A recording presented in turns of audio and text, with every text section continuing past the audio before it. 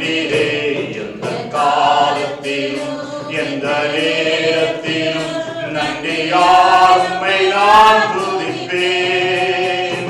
இயேசுவே உம்மை நான் துதிப்பேன் துதிப்பேன் எந்த வேளையிலும் துதிப்பேன். இயேசுவே உம்மை நான் துதிப்பேன் துதிப்பேன் எந்த வேளையிலும் துதிப்பேன். ஹல்லேலூயா. எந்த காலத்திலும் எந்த நேரத்திலும் நாம் துதிக்க பாத்திரமாய் இருக்கிறவர், நம்மை உண்டாக்கினவர், நம்மை சிருஷ்டித்தவர், நமக்காக இரட்சகராய் இறங்கி வந்தவர், நம்மளை ஆட்கொண்டு நடத்துகிற தேற்றரவாளனாய் இருக்கிறவர், நம்மை விட்டு விலகாதவரும் நம்மளை கைவிடாதவரும், நம்முடைய வாழ்க்கையிலே நமக்கு துணையாளியாய் நமக்கு முன்பாக கடந்து போகிறவர், நம் பின்பாக நம்மளை காக்கிறவராக இருக்கிறார். ஆமென். ஹல்லேலூயா. அவர் எல்லாவற்றுக்கும் மேலானவரும் எல்லாரோடும் எல்லாருக்குள்ளும் வாசம் பண்ணுகிற தேவாதி தேவன். அவர் தேவர்களுக்கெல்லாம் மகா மேன்மை உள்ள தேவனாய் இருக்கிறார். கர்த்தாதி கர்த்தனும் ராஜாதி ராஜனும் ராஜாக்களுக்கு பிரபுவாய் இருக்கிறவர், இருக்கிற வண்ணமாகவே இருக்கிறேன் என்று வாக்கு உரைத்தவர், வாக்காய் இன்று நம் மத்தியில் நிலை கொண்டிருக்கிறவர். அவருடைய நாமம் தான் சிறந்த நாமம், ஒப்பற்ற நாமம், நிகரே இல்லாத நாமம், எல்லா நாமங்களுக்கும் மேலான நாமம் இயேசு என்ற அவருடைய பெரிதான திருநாமம். ஆமென். ஹல்லேலூயா. ஹல்லேலூயா. காலைவேளையிலே தியானத்துக்காக ஒரு செய்தியை நான் வைத்திருக்கேன். தேவன் எனக்கு உதவி செய்ததினால் ஆண்டவர் இந்த வசனங்களை கொடுத்திருக்கார். நான் நிச்சயமாய் நம்புகிறேன் ஒவ்வொருவரோடு கூட இந்த வசனங்கள் இடைப்படும். ஆமென். தேவனுடைய நேரமும் தேவனுடைய இடைப்படுதலும் இல்லாமல் போனால் ஒரு காரியமும் வாய்க்காது இல்லைங்களா?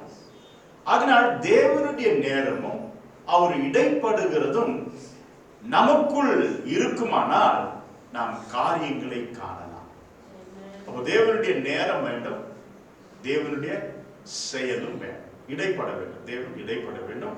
அப்பொழுது நாம் வாழ்க்கையிலே அந்த காரியத்தை பார்க்க முடியும். You need God's time and God's interference in all that you do. God needs to interfere with your doings. Amen. And His time is absolutely necessary. வாசிக்கலாம். வசனம் சொல்லுது விதமாய் சங்கீதக்காரன் 31:15 வசனத்தில் எப்படி சொல்லுகிறார்? நான் வாசிக்கிறேன், எழுதி வச்சுக்கோங்க. நாம் செய்கிற காரியம் எல்லாம் தேவனுடைய செயலாய் காணப்பட வேண்டும். ஆமென். எடுத்துட்டீங்களா? சங்கீதம் 31:15 சொல்லுது, நாம் செய்கிற ஒவ்வொரு செயலும் தேவனுடைய காரியம் காணப்பட வேண்டும். ஆமென். அப்போ நம்முடைய வாழ்நாள் அவருடைய கரத்தில் இருக்கு என்று நாம் உணர வேண்டும். My days are in your hands. அப்போ தேவனுடைய செயல் நம்முடைய வாழ்க்கையில காணப்படும் என்று சொன்னால் நிச்சயமாகவே வெற்றி நமக்கு கிடைக்கும். ஜெயம் நம்மை தேடி வரும், சுகம் அடைவோம், பெருக்கம் உண்டாகும், விருத்தி செயல்படும். ஆமென். ஹல்லேலூயா. அப்ப தேவனுடைய நேரமும் தேவனுடைய செயலும் நம்முடைய வாழ்க்கையின் காரியங்களிலே நிச்சயமாய் காணப்பட வேண்டும். எல்லாவற்றிலுமே அவருடைய நேரமும் அவருடைய செயலும் நமக்கு அவசியம். Thank you Jesus. அதாவது தேவன் செயல்படாமல் போனால் காரியம் வாய்க்காமல் போகும். முயற்சி எடுத்து செய்வோம், அது ஆனாக்கா அதை எடுத்து நாம் என்ன செய்ய முடியாது, பெற்றுக்கொள்ள ஒரு நிலைமை உண்டாகாது. பிரசங்கி அருமையா சொல்றான். இது பிரசங்கி அருமையா சொல்றான். 9வது அதிகாரத்துல 11வது வசனத்துல அதை சொல்லுகிறேன். வாசிக்கலாம், எல்லாரும் எழுதிக்க. பிரசங்கி 9வது அதிகாரம் 16.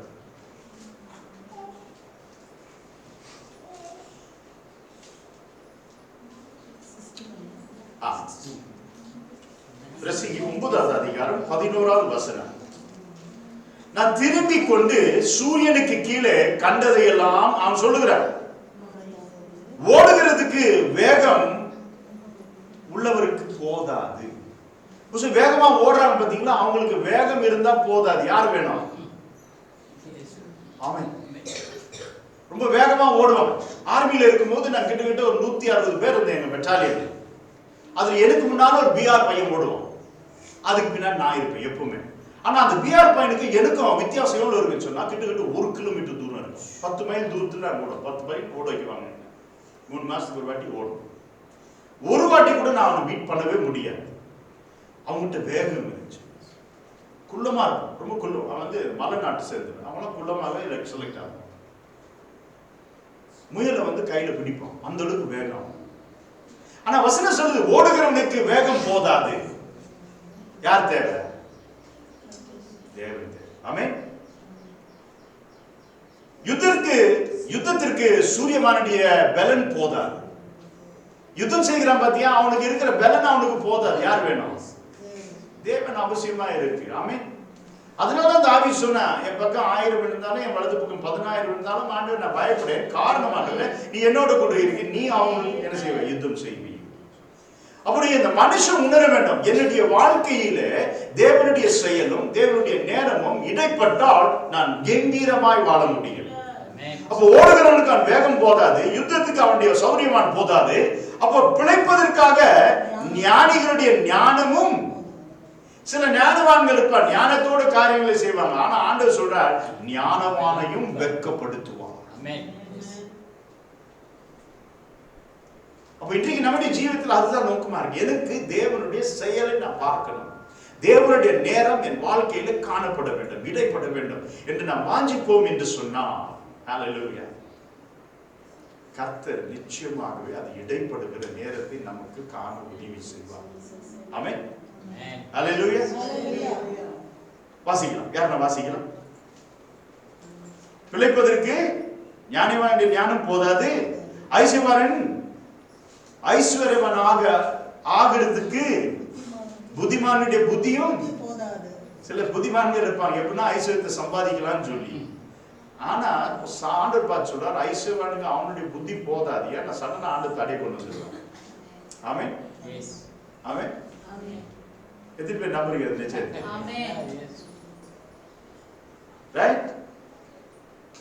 தயவு அடைகிறதற்கு வித்வான்களின் அறிவும் போதாது. தயவு கிடைக்கணும்னு சொன்னா படித்தவன்களோ அறிவாளிகளோ ஞானிகளிடத்தில் போனால் நமக்கு என்ன கிடைக்காது? தயவு. ஆனா ஆண்டவருடைய வசனம் 9வது நெகேமியா 9:24, ஆண்டவரே உங்களுடைய பெரிதான தயவினால் தான் நான் செல்வமாய் வாழுகிறேன். நெகேமியா 9:24 சொல்றாரு, தேவரீர் உங்களுடைய பெரிதான தயவினால் தான் நான் நல்லா சாப்பிடுறேன், நல்லா பயணம் பண்றேன், நல்லா இருக்கிறேன். அது மாத்திரம் இல்லையா, நான் திருப்தி அடைந்து செழிப்பாய் வாழபடி உங்களுடைய பெரிதான தயவு. அப்போ அறிவாளுடைய அறிவும் ஞானமும் புத்தியும் நமக்கு தயவு கிடைக்கும்படி செய்யாது. தேவனுடைய நேரமும் தேவனுடைய செயலும் காணப்பட வேண்டும். The great goodness of God cannot be attained by wisdom, knowledge and understanding. But you need the man or the person who came as Jesus into this world for wisdom, understanding and knowledge. Amen. But he is the author of those 3 characters. Amen. அப்போ தயவு அடைவதற்கு வித்வான்களுடைய அறிவும் போதாது. அவர்கள் எல்லோருக்கும் என்ன வேணும்? அவர்கள் எல்லோருக்கும் சமயமும் தேவ செயலும் நேரிட வேண்டும். ஹல்லேலூயா. அவருடைய வசனம் சொல்லுது, நான் சொல்லல. அறிவாளிக்கும் அறிவு போதாது, வேகமா ஓடுறதுக்கு வேகம் போதாது, புத்திசாலிக்கு தன் புத்தியும் போதாது, தயவு கிடைக்கும்படி என்ன செய்ய முடியாது? அதை அடையவும் முடியாது. இவைகள் எல்லாம் நேரிட வேண்டும் என்று சொன்னால் தேவனுடைய சமயமும் தேவனுடைய செயலும் இடைப்பட வேண்டும். ஆமென். ஹல்லேலூயா. ஹல்லேலூயா. என் சின்ன பொண்ணு சொல்லுவா, நான் நல்ல மார்க் வாங்கியிருந்தேன்னா என்ன பண்ணிருப்பேன்? ஆண்டவரை பார்த்து இருக்க மாட்டேன். நான் சரியா நல்ல மார்க் வாங்கியிருந்தா, 100க்கு 100 வாங்கியிருந்தா ஆண்டவரை பார்த்து இருக்க மாட்டேன். கொஞ்சம் குறைவா மார்க் வாங்கிட்டார் ஆண்டவர், அப்பதான் அவரை பார்க்கும்படி செய்தார். ஹல்லேலூயா. பாருங்களேன், அதுதான் அறிவு, அதுதான் ஞானம், அதுதான் தயவு. ஆமென். அல்லேலூயா. அப்ப நமக்கு தேவையானது தயவு கிடைக்கணும்னு சொன்னா, அறிவு வரணும்னு சொன்னா, புத்தி வரணும்னு சொன்னா, ஞானம் வரணும்னு சொன்னா, நமக்கு தேவனுடைய நேரமும் செயலும் காணப்பட வேண்டும். எல்லாவற்றுக்கும் அவர் நமக்கு அவசியங்க. நம்ம உட்கார்ந்தாலும் ஏற்றாலும் அவர் வேணும். நேற்று தினத்துல ஒரு இடத்துல அப்படி நடந்து போயிட்டு இருக்கும்போது யோசித்து பார்த்தேன். ஒரு நிமிஷம் ஏசப்பாவுடைய கண்ணு என் மேல இருந்து அப்படி விலகிச்சு. ஒரு செகண்ட், ஒரு கியூ தான் அப்படின்ட்டு அவர் கண்ணு என் மேல விலகிச்சுன்னா நான் என்ன இருப்பேன்? செத்து போயிட்டு இருப்பேன். ஒரு வினாடி தான் வேணும் ஒரு மனுஷனுக்கு சாவறதுக்கு. பார்த்திருக்கீங்களா? டிவிலாம் பார்த்திருக்கீங்களா? நின்னே தவால் வந்துடுவாங்க. ஒரு வினாடி, ஒரே வினாடி. ஒரு சிலருக்கு நான் வீடியோ அனுப்பியிருந்தேன். குடும்பம் ஒருத்தர் போய் உட்கார்றாரு ஹோட்டல்ல, சாப்பாடு ஆர்டர் பண்றாங்க. அனுப்பிடுறேன், உங்களுக்கு அனுப்பிடுறேன். சாப்பிட்றாங்க, சாப்பாடு ஆர்டர் பண்றாங்க. சாப்பாடு வருது, எல்லாரும் உட்கார்றாங்க. சாப்பாடு எடுக்க போறாரு, அப்படியே விழுந்து செல்லுது. நம்ம சாவாமல் இருக்கிறதுக்கும் அவருடைய தயவும் அவருடைய செயலும் அவருடைய நேரமும் நமக்கு அவசியம். அல்லேலூயா, அல்லேலூயா.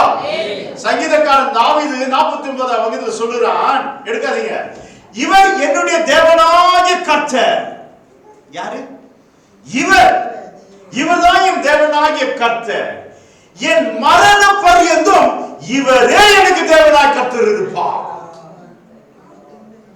அப்படின்னா என்னன்னா, எந்த சூழ்நிலையிலும் இந்த தேவனுடைய நேரமும் இந்த தேவனுடைய செயலும் என் வாழ்க்கையில நிச்சயமாய் காணப்படும். நான் மரிக்க போறேன்னா அவர் எனக்கு சொல்லிடுவார், சாக போறேன்னு சொல்லி. அதான் சொல்ல வரான். ஆமென். என் மரண பரியந்தம் அவர்தான் என் தேவனாகிய கர்த்தர். ஆமென். ஹல்லேலூயா. ஆதியாகமத்துல 18வது அதிகாரத்துல 14வது வசனம்.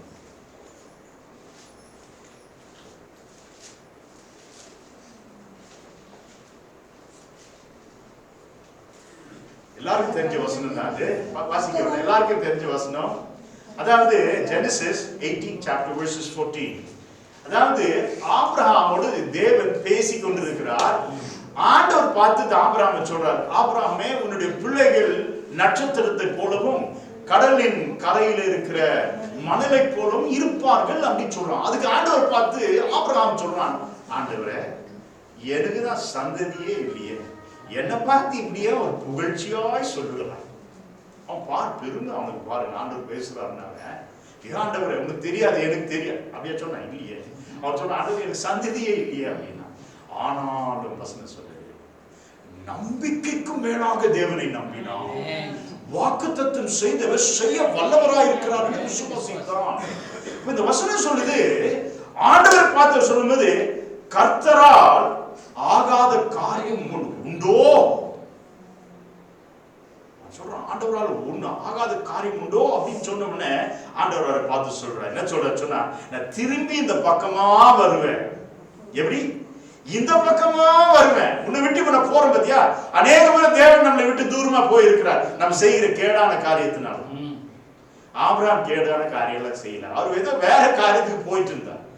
அவர் சந்திக்கும்படி வந்தார், அவனோட பேசினார். தேவாதி தேவன் மனுஷனை சந்திக்க வந்தாருங்க. அது ஒரே ஒரு மனுஷன், ஆபிரகாம் மாத்திரம். காரணம், அவன் தேவனை அந்த அளவுக்கு என்ன செய்தான்? விசுவாசித்தான். அவன் விசுவாசம் அவனுக்கு நீதியாய் மாறினது. நாம் இயேசுவை விசுவாசிப்போம் என்றால் நம்முடைய வாழ்க்கையின் குறைகள் நிறைவாய் மாறிவிடும். நம்முடைய சரீரத்தின் பலவீனங்கள் பலனாய் மாறிவிடும். நம்மை ஒடுங்கி போற நிலைமைகள் எல்லாமே ஒடுக்கத்திலிருந்து விடுதலை பெற்றவர்களாய் ஜெயம் கம்பீரத்தோடு நடக்க ஆரம்பிப்போம். விசுவாசிக்கணும் யார? ஆமா, அதான் ஆண்டவர் சொன்னார், வலது பக்கம் சாயாதீங்க, இடது பக்கம் சாயாதீங்க, ஆனால் உங்க விசுவாசத்தை தொடுக்கிறவரும் முடிக்கிறவரும் ஆகிய கர்த்தராகிய இயேசு கிறிஸ்துவையே நீங்கள் நோக்கி பாருங்கள். குதிரைக்கு கண்ணு கட்டிடுறாங்களா, அந்த மாதிரி நம்ம கண்ணு கூட அப்படிதான் இருக்கு. எங்க? அவர் மேல. ஆண்டவர் பார்த்து சொல்றாரு, ஆபிரகாம், நான் திரும்பி வரும்போது சாரா ஒரு மகனோடு கூட இருப்பார். சாராளுக்கு ஒரு நேரம் அவசியமா இருந்தது, ஆபிரகாமுக்கு ஒரு செயல் காணப்பட வேண்டுமா இருந்தது. சாராளுடைய கர்ப்பம் செத்து போயிருந்தது, ஆபிரகாமுடைய விசுவாசம் உயிர்ப்பிக்கப்பட்டது. அதனால் திரும்பி வந்தார் ஆண்டவர். திரும்பி வரும்போது கர்ப்ப கனியை அவள் கையில் ஏந்தி கொண்டு இருந்தாள். அல்லேலூயா. இயேசு நம்முடைய வாழ்க்கையில வருவார் என்று சொன்னால் அவர் சொன்ன கனிகள் நம்முடைய வாழ்க்கையில காணப்படும். வெற்றி சிறக்கிறவர்களாய் ஜீவிப்போம், ஜெயசாலிகளாய் நடப்போடுவோம், கம்பீரமாய் சத்தமிட்டு நீதிமானுடைய கூடாரமாய் மாறிவிடும். எப்போ? இயேசு அவருடைய வீட்டில். ஆமென். அப்ப தேவனுடைய நேரமும் செயலும் நம்முடைய வாழ்க்கையில இடைப்பட்டால் நிச்சயமாக தோல்விக்கு இடமில்லை, அவமானத்துக்கு இடமே இல்லை, சந்தேகத்துக்கு இடமே இல்லை. காரணம் என்ன? அவர் என் வாழ்க்கையில இடைப்படுவார், அவருடைய நேரத்தில் இடைப்படுவார். நான் அவரை நோக்கி கொண்டிருக்கிறேன். அவர் என்னை ஆசீர்வதிக்காவிட்டால் நான் சாகவே சாவேன். யார் சொன்னது? சாரா சொன்னார், ரெபேக்கா சொன்னார். யார் சொன்னது? சாரா தான் சொன்னார். சொன்ன யாரு? ஏலி தாத்தா கிட்ட போய் அழுந்துட்டு இருந்தது. யார் அழுந்துட்டு இருந்தது? அண்ணாள். சாரால சொல்ல, ரெபேக்கால சொல்ல. அந்த தாய் சொன்ன, ஆண்டவரே நீ என்ன ஆசீர்வதிக்காம போனா அவ்வளவுதான், நான் ஒண்ணு விடவே மாட்டேன், செத்து போயிட்டு போறேன். ஆண்டவர் பார்த்தா இவ்வளவு விட்டா செத்தாலும் செத்துருவான், நான் இவளுக்கு உயிர் கொடுத்துருவேன். அல்லேலூயா, அல்லேலூயா. தேவ பிள்ளைகளே, ஆண்டவருடைய நேரமும் செயலும் நம்முடைய வாழ்க்கையில காணப்பட வேண்டும், வாஞ்சிக்க வேண்டும். We must desire, thirst and hunger after the righteousness of God. தேவனுடைய நீதி கோசம் நம்ம என்ன செய்வோம்? பசி வரணும், தாகம் வரணும், ஆவல் வரணும், ஏக்கம் வரணும், வைராக்கியம் வரணும். பிரசங்கம் பண்ணும்போது மாத்திரம் இருந்தா போதாது, எப்பவுமே இருக்கணும். அல்லேலூயா. வீட்டுல உட்காந்து ஏதோ பண்ணுங்கன்னா ஆண்டவர் பேசுறா, இமேட்டா கவனத்தை திருப்பணும். அப்படியே ஆண்டவரே எதுக்காயா என்னை இப்போது வசனம் அருமையா சொன்னார். காலையில அவர் தட்டி எழுப்பி என் செவிகளை திறந்து அவருடைய வார்த்தையை கேட்கும்படி என்னை ஆயத்தப்படுத்துகிறார். He wakes me up in the morning and opens my ears that I might listen to His word. நமக்கு ஆவல் வேண்டுங்க, அவருடைய நேரமும் செயலும் காணப்பட வேண்டும் என்று வாஞ்சிக்க வேண்டும்.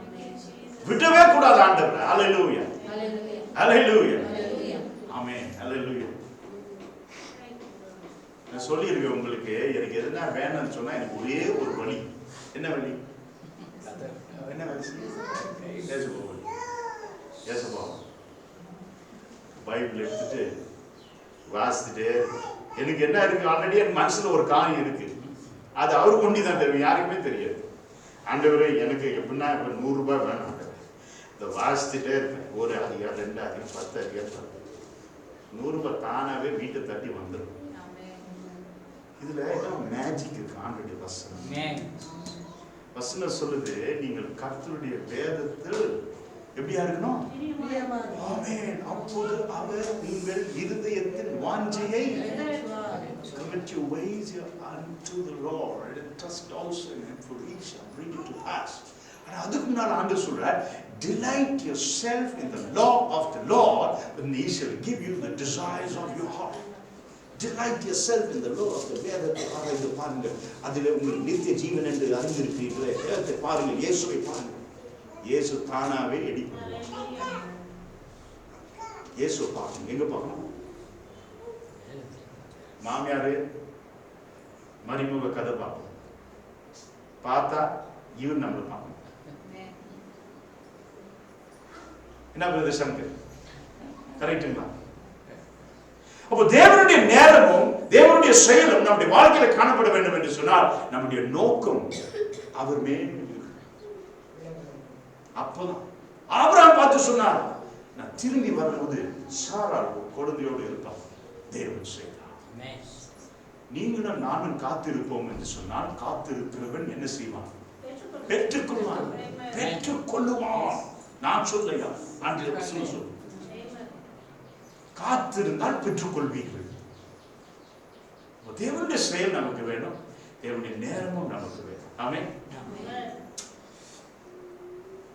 ஆரம்பத்திலே எனக்கு அழ வந்துருச்சு. நீ பாடணும்,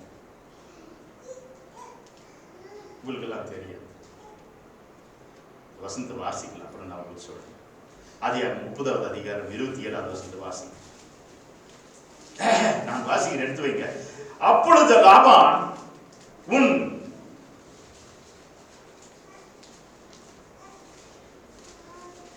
எடுத்துட்டீங்களா? ஆதியாகமம் 30:27, Genesis 30:27. அப்போது லாபான் உன் கண்களில் எனக்கு தயவு கிடைத்தா. யாருங்க லாபான்? வேலைக்கு வந்த யாக்கோபு கிட்ட தயவுக்காக நாம பாருங்க. அதாவது எஜமானன் பிச்சைக்காரன் கிட்ட போற மாதிரி இது. கர்த்தர் என்ன பண்ணிக்கணும், அந்த மாதிரி ஒரு எக்ஸாம்பிள். யாக்கோபு ஒன்னே இல்லாத மனுஷனா லாபான் கிட்ட வந்தான். அவன் பெரிய ஐஸ்வர்யவான். ஆனா இன்னைக்கு அவன் திரும்பி இவனு சொல்றான். லாபான் பார்த்து யாக்கோபை சொல்றான், ஒன்றும் இல்லாதவனை பார்த்து சொன்னான். அவன் வரும்போது ஒன்றும் இல்லாம வந்தான். ஆனா இப்ப திரும்பி போகிறதுக்கு ரெடி ஆயிட்டான்.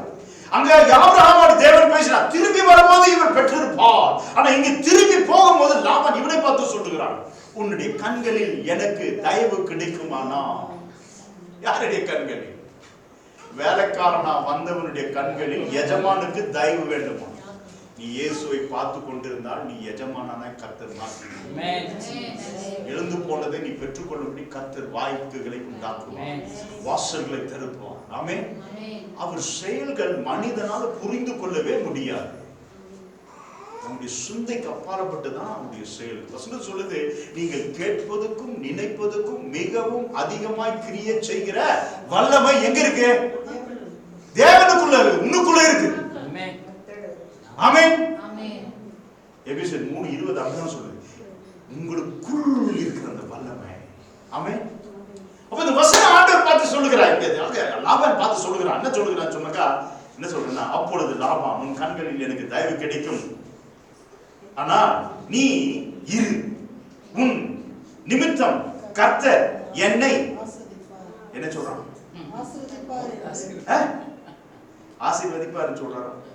நல்லபடி ஆசீர்வதித்தார் என்று. ஹalleluya. Thank you sister. மேல பாருங்க sister. ஆமா, ஆசீர்வதித்தார். ஆசீர்வதிப்பார். ஆல்ரெடி முடிச்சிட்டாரு. லாபான் சொல்றான், நான் வெறும் 100 ஆடுகள் தான் எஜமானனா இருந்தேன், நீ வந்த தரித்திரனாய் வந்த. யார வந்தீங்க? ஆனா ஒரு நல்ல வசனம் சொல்லுது இந்து புராணத்துல, ஓம் ஸ்ரீ தரித்திர நாராயண நமஹ. கேட்டிருப்பீங்களா? எனக்கு ஐயா தெரியும். ஓம் ஸ்ரீ தரித்திர நாராயண நமஹ அப்படின்றாங்க. தரித்திரனாய் வந்த நாராயணனே உன்னை வணங்குகிறேன் அப்படின்ற. நாராயணனா வந்த தேவன் இயேசு ராஜா தரித்திரனாய் பூமிக்கு வந்தார், வெறுமையாய் பூமிக்கு வந்தார். நம்ம எல்லாம் குருடர்களா இருந்தோம், காணும்படி அவர் நமக்கு கண்ணு கொடுத்தார். நம்ம உடுத்தாதவர்களா இருந்தோம், அவர் உடுத்தே எடுத்து போட்டாங்க ஜனங்க. அவர் நீதியின் சால்வை நமக்கு கொடுத்தார். ஆமென். அந்த தரித்திர நாராயணன் நம்முடைய இயேசுவா இருக்கிறார். அவர் தெரியாத சொல்லிட்டு இருக்கான் வெளியே இருக்கிறவங்க. அப்ப இங்க பாருங்க, இந்த வசனம் சொல்லுது, உன் நிமித்தமா நான் ஆசீர்வதிக்கப்பட்டிருக்கிறேன், அதனால நீ விட்டு போகாத, நீ இரு, நீ இருந்தா எனக்கு லாபம். அல்லேலூயா, அல்லேலூயா, அல்லேலூயா, அல்லேலூயா, அல்லேலூயா, அல்லேலூயா, அல்லேலூயா. ஒரு சகோதரி சொன்னாங்க, இந்த சபையில தான் ஒரு சகோதரி சொன்னாங்க, ஐயா நாங்க கூட சில இடத்துல போய் நின்னாங்க, ஜனம் கூட்டமா வந்துடுறாங்க அப்படின்னு.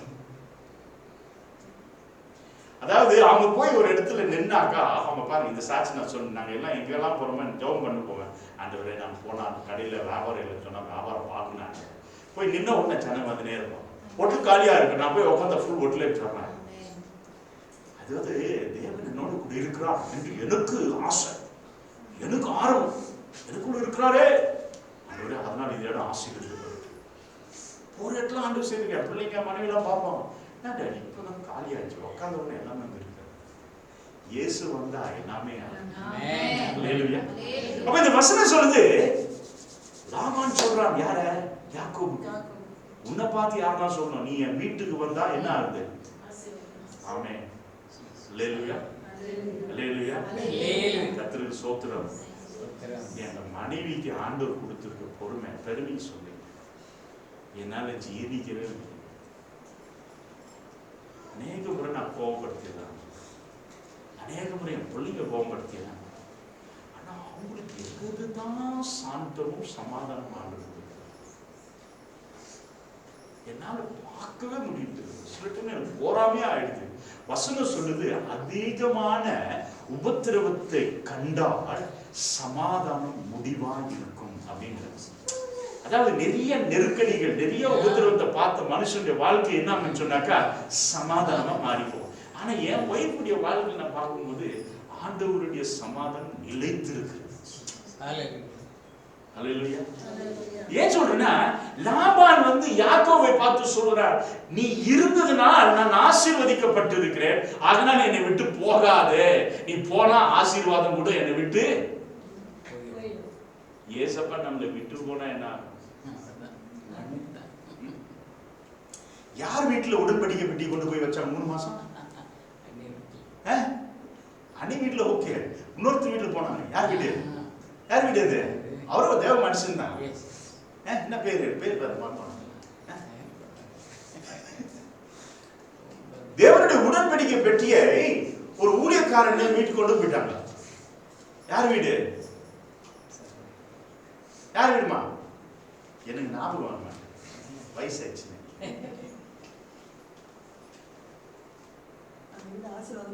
ஆமா, ஜனங்கெல்லாம் பார்த்து தாவீது சொல்றாங்க, ராஜா அந்த உடன்படிக்கை பற்றி அவன் வீட்டுக்கு போனதுனால தான் அவன் ஆசீர்வாதமா மாறிவிட்டான், சீக்கிரமா தூக்கின்னு வந்து நம்ம ராஜ்யம் ஆசீர்வாதமா மாறிட்டோம்.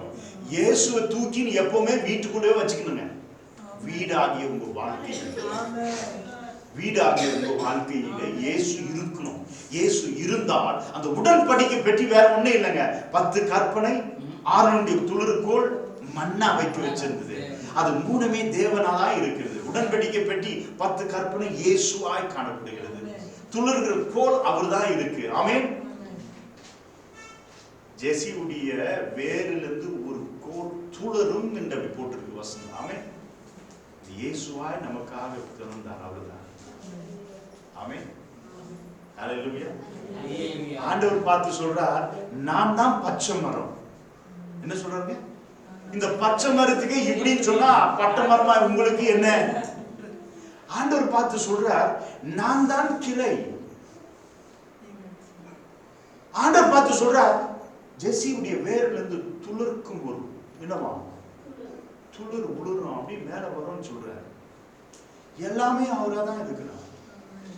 ஆசாரியராய் சிங்காசனம் மேல் விட்டிருக்கிறார், மத்தியஸ்தராயும் அங்கே உட்கார்ந்து இருக்கிறார், அவர் ராஜாவாகவும் இருக்கிறார்.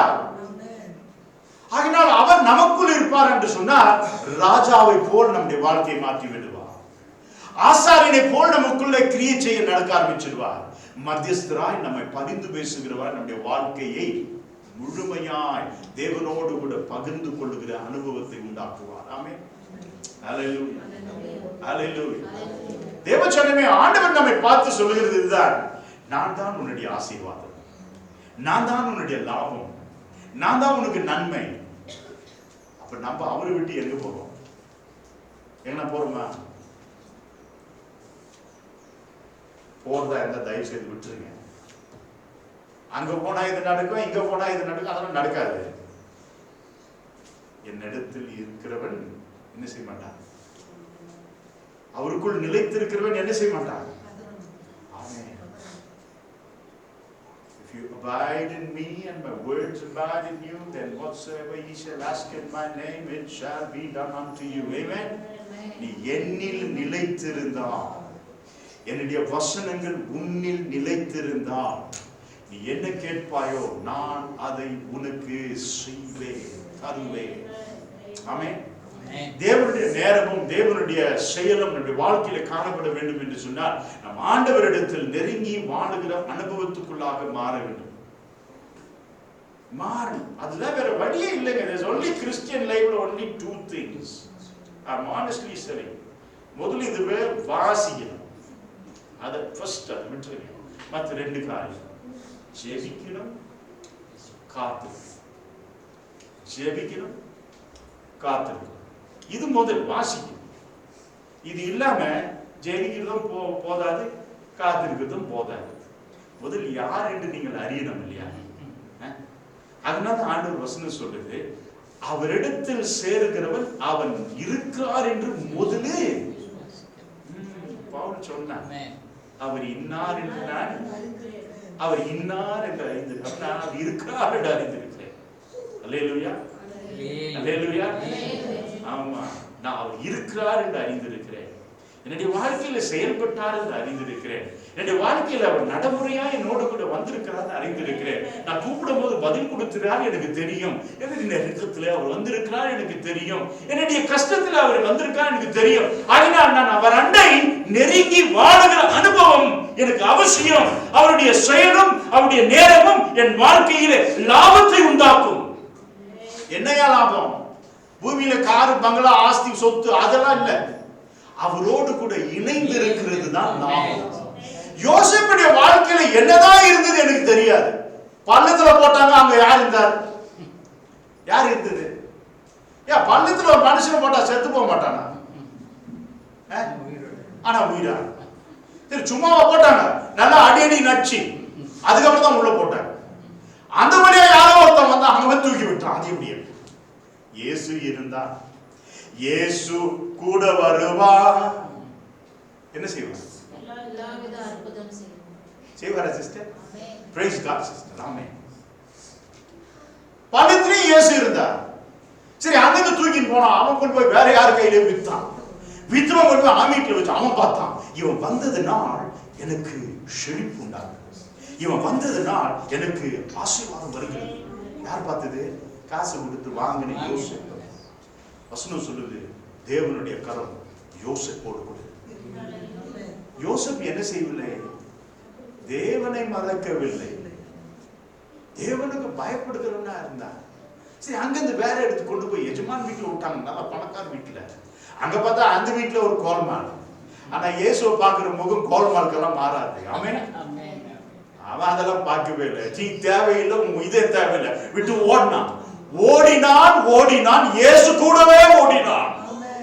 அங்க பார்த்தாங்க கடைசியா பேக்கரி உள்ள சாராய் ஊத்தி கொடுக்குறோம் 2 பேரும் வந்தாங்க. அவங்ககிட்டயும் பார்த்தாங்க, என்னடா இவன் எல்லாவற்றையும் அறிகிறவனா இருக்கிறாங்க.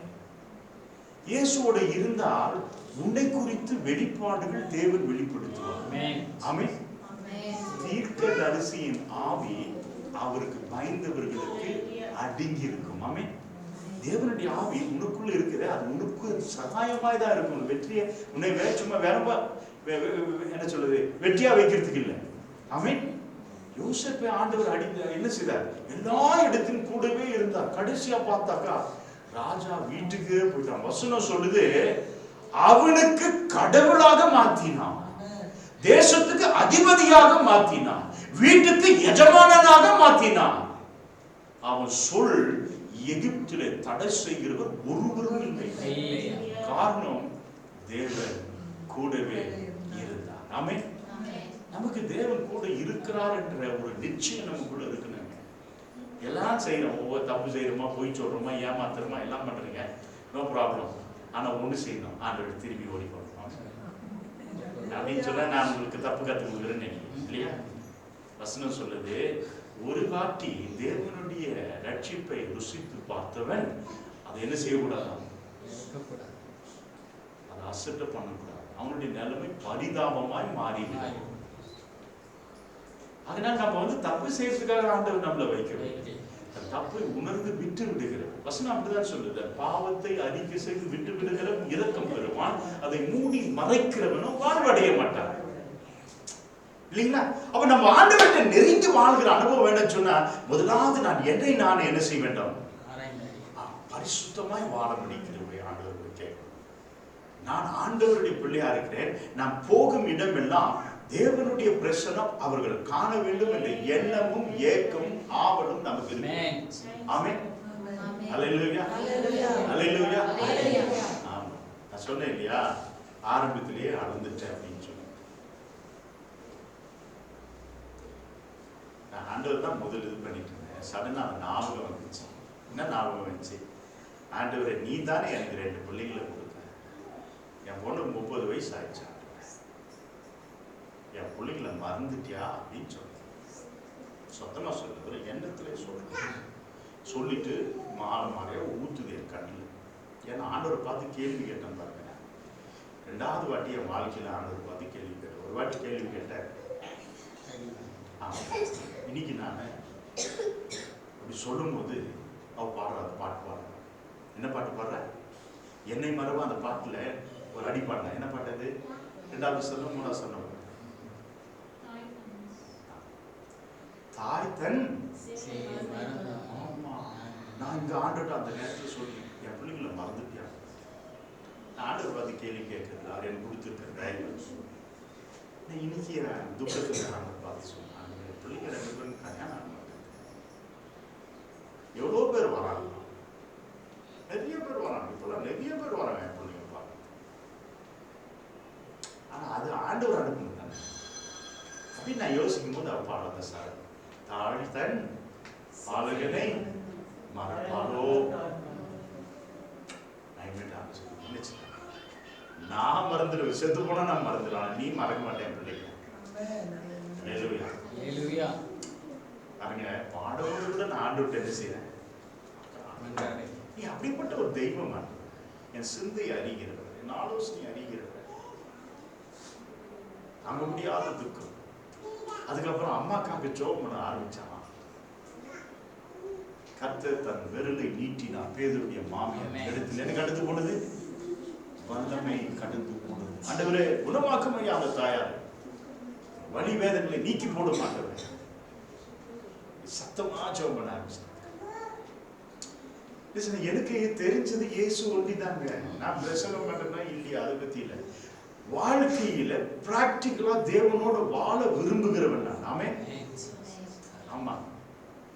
தப்பு செய்தா தப்பு செய்தன்னு சொல்லிடுவேன், பயப்பட மாட்டேன். யாருன்னா கேட்டோம், எனக்கு தேவனோட கூட நெருக்கம் இருக்க வேண்டும். மனுஷன் என்னை பார்த்தாலும் எப்படின்னா பேசிக்கிட்டோம்பா, அது அக்கறையே இல்லை. ஆனா தேவன் என்னை விட்டு போனார், என்னுடைய வாழ்க்கையே. ஆனால் தேவ பிள்ளைகளை ஒரு வசனத்தை வாசித்து நான் முடிக்க போகிறேன்.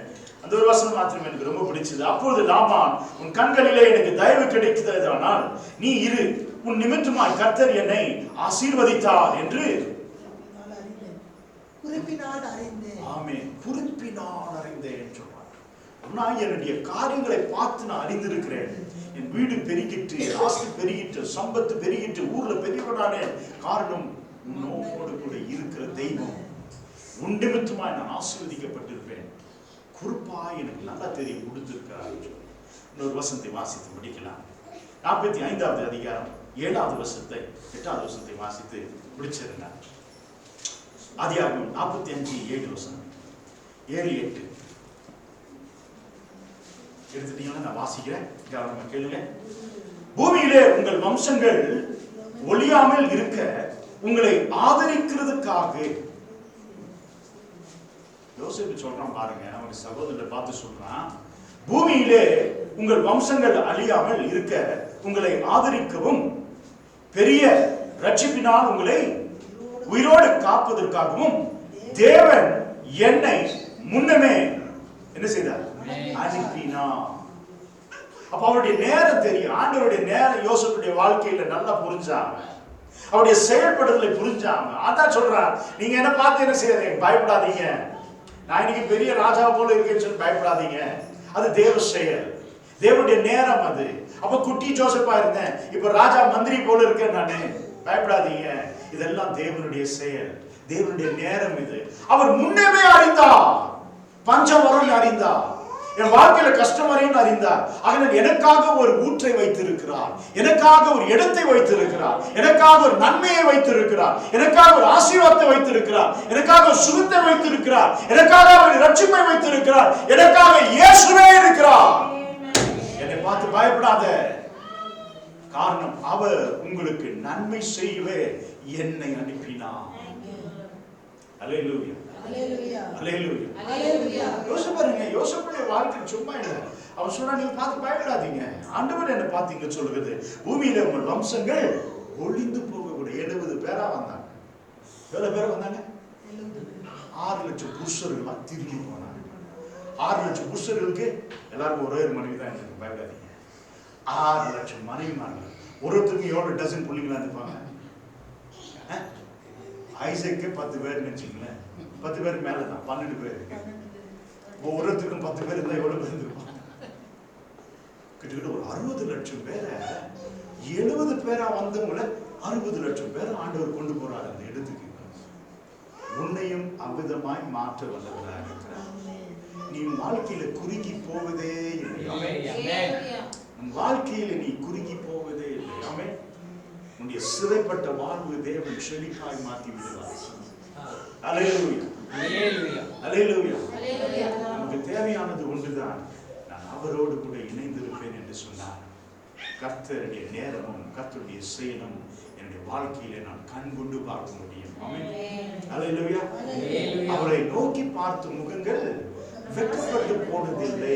என்ன ஆச்சு? பிரகாசம் அடைந்தது. நாம் அவரை நோக்கி பார்ப்போம் என்று சொன்னால் நம்முடைய வாழ்க்கை நிச்சயமாக பிரகாசமா மாறும். நான் ஆண்டவரை பார்த்து கேட்டேன், ஆண்டவரே என் பிள்ளைகளை மறந்துட்டேன் ஆண்டவரே சொன்னேன். மைண்ட்ல தான் சொன்னையா, யாருக்குமே கேட்டிருக்காது. ஆனா அவர் மைண்ட பார்க்கிறவர் சொல்றார், தாய் தன் ஸ்நேகியை மறந்தாலும் நான் மறக்க மாட்டேன். நீ செத்து போயிட்டாலும் நான் பிள்ளைங்களை மறக்க மாட்டேன். என் சிந்தையை ஆராய்ந்து அறிகிற தேவன். ஆமென். யோசிச்சு பாருங்க, நான் எப்பவுமே ஆண்டவருக்கு ஒரே வாட்டி தான் கேட்டேன் என் வாழ்க்கையில.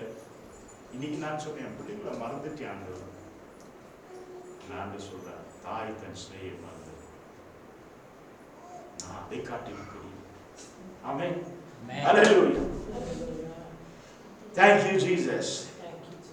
8வது வசனத்தை வாசிக்கலாம் யாராவது.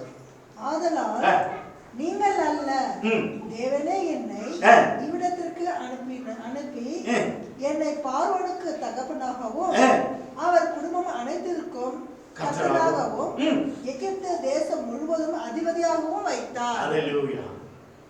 யோசிச்சு பாருங்க, அவன் சொல்றான், பார்வோனுக்கு தகப்பன், எகிப்து தேசம் முழுவதுக்கும் என்னை என்ன வைத்திருக்கிறார்? கர்த்தர் அதிபதியாக வைத்தார். ஜனங்களுக்கு நாம் அதிபதியாக வைத்தார். அல்லேலூயா. உன்னையும் என்னையும் தேவன் அவ்விதமாய் மாற்ற வல்லவராக இருக்கிறார். நம் கர்த்தருக்கு பயப்படுகிற பயம் இருக்கும் என்று சொன்னார். நிச்சயமாகவே தேவன் நம்மளை அவ்விதமாக உயர்த்துவார். ஆமென். அவருடைய நேரமும் அவருடைய செயலும் நம்முடைய வாழ்க்கையில இடைப்பட வேண்டும். ஆமென். அதான் ஆண்டவர் சொல்றார், உங்களுடைய நினைவுகள் என்னுடைய நினைவுகள் வானத்துக்கும் பூமிக்கும் எவ்வளவு தூரமாய் இருக்கிறதோ அவ்வளவாய் என்னுடைய நினைவுகள் உங்கள் மேல் இருக்கிறது. தகப்பன் தன் பிள்ளையை நேசிக்கிறான் பாத்தியா? அவனுடைய நேசத்தை காட்டிலும் தேவனுடைய கிருபை அவர்கள் பயப்படுவர்கள் மேல் இருக்கிறது. ஏழை கூப்பிட்டான், கர்த்தர் அவனுக்கு செவி கொடுத்து அவனுடைய இடுக்கண்களுக்கெல்லாம் அவனை விளக்கினான். ஆமென். காத்திருப்போம் என்று சொன்னான். கர்த்தர் நிச்சயமாகவே பெரிய காரியங்களை செய்ய வல்லவராக இருக்கிறார். ஆனால் அவருடைய நேரத்துக்காகவும் அவருடைய செயலுக்காகவும் நம்மை ஒப்பு கொடுக்க வேண்டும். ஆமென். நம் சுயத்திலே நான் சாய்ந்து விடுவோம் என்று சொன்னால் அதனுடைய முடிவு மரணம். ஆமென். மனுஷனுக்கு தோன்றதெல்லாம் அவனுடைய பார்வைக்கு என்னவா இருக்கு? ஆமா. ஆனா அதனுடைய முடிவு என்னவா இருக்கு? ஆகையினால் கர்த்தர் சொல்றார், வழிகளை எல்லாம் கர்த்தருக்கு ஒப்புவி, அவர் உன்னை என்ன செய்வார்? வழிகளை ஸ்திரப்படுத்துவார், செவ்வைப்படுத்துவார். ஆமென்.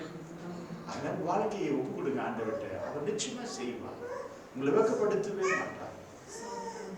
ஏழைய பணக்காரனா மாத்துறது தேவனுக்கு லேசான காரியம். லேசான காரியம். உங்கள் தேவைகளை சந்திக்கிறது தேவனுக்கு லேசான காரியம்.